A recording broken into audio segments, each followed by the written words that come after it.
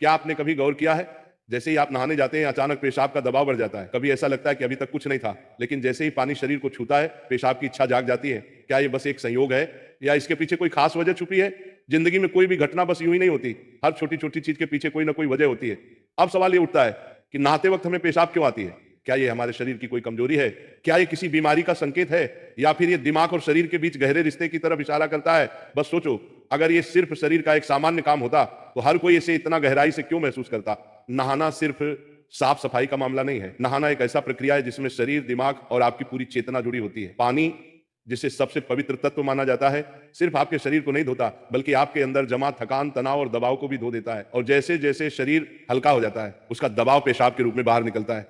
लेकिन ये तो बस सतह की बात है, असली कहानी इससे कहीं गहरी है। क्योंकि शरीर का हर अनुभव मन का भी अनुभव होता है और मन का हर अनुभव शरीर में उतरता है। तो जब आप नहाते हैं, ये सिर्फ एक जैविक प्रक्रिया नहीं है, ये आपके मन और शरीर के बीच एक बातचीत है। अब सोचो, जब पानी तुम्हारे शरीर को छूता है तो क्या होता है? तुम्हारी त्वचा के हर रोम छिद्र में हलचल मच जाती है, तंत्र का तंत्र सक्रिय हो जाता है। ठंडक या गर्म पानी का एहसास दिमाग को ये बताता है कि शरीर को कुछ छोड़ने की जरूरत है, और उसका पहला तरीका पेशाब करना होता है। लेकिन ये पूरी सच्चाई नहीं है, क्योंकि अगर ये सिर्फ ठंडे पानी का असर होता तो फिर जब हम गर्म पानी से नहाते हैं तो ये क्यों होता? अगर ये सिर्फ मूत्राशय की वजह से होता तो नहाने से पहले ये क्यों नहीं होता? पानी गिरते ही अचानक क्यों होता है? यही वो राज्य है जो लोगों को हैरान कर देता है।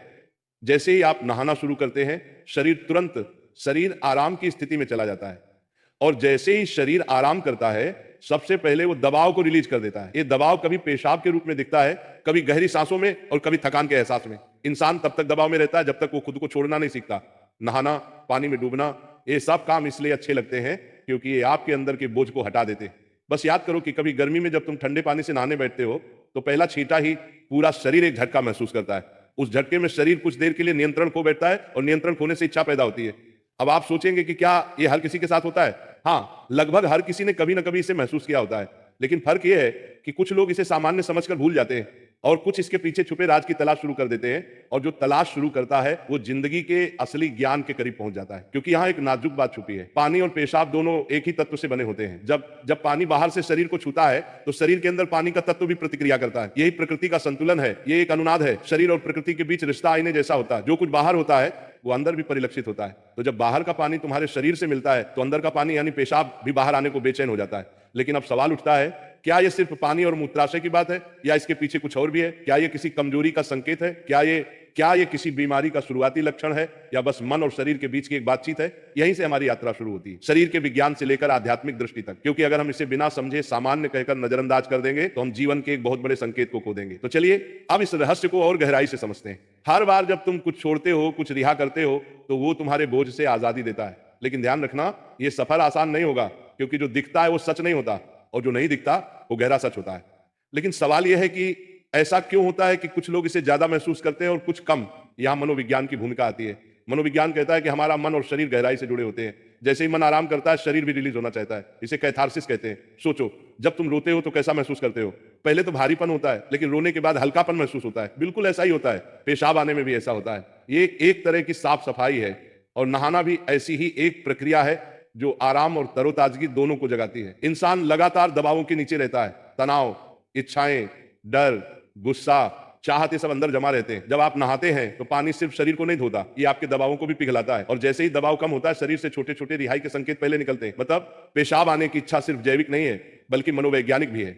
ये इस बात की निशानी है कि जैसे ही आप आराम में, शरीर राहत चाहता है। पानी सिर्फ शरीर को साफ नहीं करता, ये आपके अवचेतन तक पहुंचता है, क्योंकि पानी का अस्तित्व बहुत गहरा है। आप मां के गर्भ में पानी से घिरे हुए पैदा हुए थे, आपके पहले अनुभव पानी से जुड़े होते हैं। इसलिए जब भी पानी आपको छूता है, आपका अवचेतन सक्रिय हो जाता है। इसीलिए नहाना इतना सुखद लगता है, इसीलिए पानी में डूबना, किसी झील या समुद्र के किनारे बैठना इतना आरामदायक होता है। और इसीलिए जब भी शरीर पानी से टच करता है तो वह तुरंत राहत चाहता है, क्योंकि ये उसकी सबसे पहली अनुभूति होती है। हर बार जब पानी तुम्हें छूता है तो गर्भाशय का अनुभव वापस आ जाता है। गर्भ में तुम पूरी तरह आराम में थे, कोई तनाव नहीं, कोई दबाव नहीं। पानी का माहौल और राहत पाने का एहसास ही वजह है कि नहाते वक्त पेशाब आना स्वाभाविक होता है। लेकिन अब एक सवाल बचता है, क्या नहाते वक्त पेशाब आने की इच्छा सिर्फ एक सामान्य रिफ्लेक्स है, या ये किसी बीमारी का संकेत भी हो सकता है?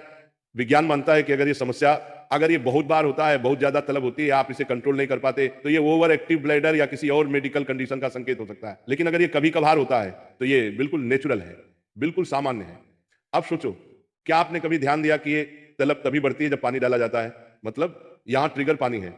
और पानी सिर्फ शरीर को नहीं छूता बल्कि दिमाग और सबकॉन्शियस को भी।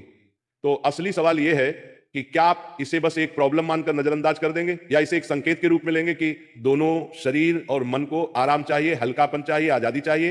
हर तरह की रिहाई सिर्फ जैविक नहीं होती, यह आध्यात्मिक भी होती है। आपको छोटे छोटे रिहाई के मौके दिए गए हैं ताकि आप एक बड़े रिहाई की तरफ बढ़ सकें। पेशाब, आंसू, हंसी, ये छोटे रिहाई के तरीके हैं, लेकिन ध्यान सबसे बड़ी रिहाई है। मतलब अगर आप समझ पाओ कि इच्छा क्यों आती है तो ये सिर्फ एक शारीरिक अनुभव नहीं रहेगी बल्कि ध्यान की तरफ एक कदम बनेगी। चलो अब नाम जब करते हैं राधा रानी का तो मेरे साथ बोलेंगे, राधे राधे जय राधा रानी की जय, राधा